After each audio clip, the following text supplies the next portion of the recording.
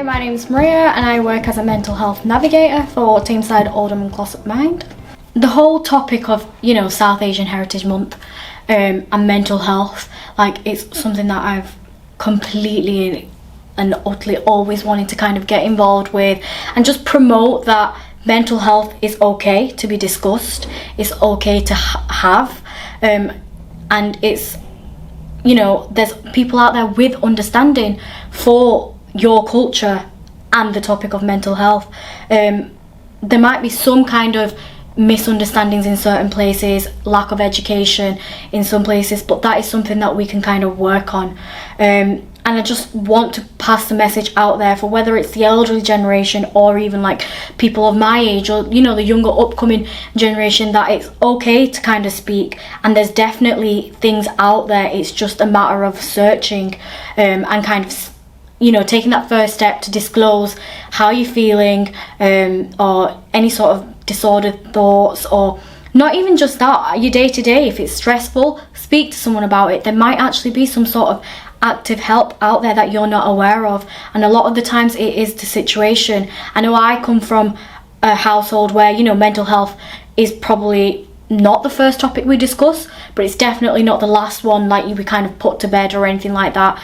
It's easily approached, maybe not as mental health, but I've had a hard day, how can I go about it? Or if there's any kind of financial difficulties, there's definitely places out there that you can kind of reach out to that might be able to put you in the right direction.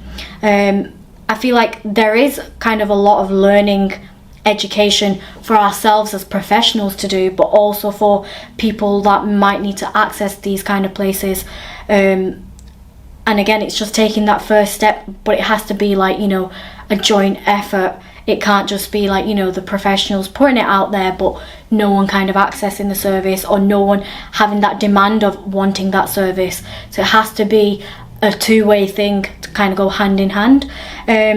I know one active way, which I feel might be something for the future kind of generation, would be maybe placing some sort of counsellors, professionals who have got mental health kind of knowledge, education, a lot of cultural sensitivity, or open to learn about that in places like a mosque, which might not be your first environment to kind of find a counsellor there, or in a temple, or gurdwara or something, because having that kind of accessibility might be easier than actually having to wait for a GP appointment, going to a GP, kind of having to disclose to a GP who might not know you, might be from a complete different background, might be just there to kind of do a tick box kind of assessment. So having this kind of open platform where we can have someone volunteering maybe in these kind of environments where you don't expect it, might be a way forward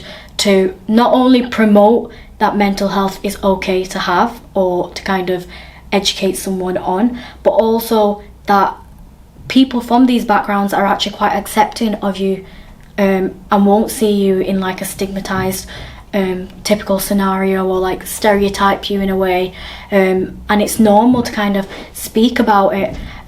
So yeah, that is it. Just, I think it all comes down to having awareness, accessibility and availability, but with that being said, it is all about having continued education about it, no matter what environment you're from, or what receiving end you're from, whether you're a client wanting that help or whether you're the person giving that help. But yeah. Thank you so much. Thank you, Maria, for sharing your time, your expertise with us. Thank you. I hope that people have found this conversation, this interview, as fascinating, as riveting as I have.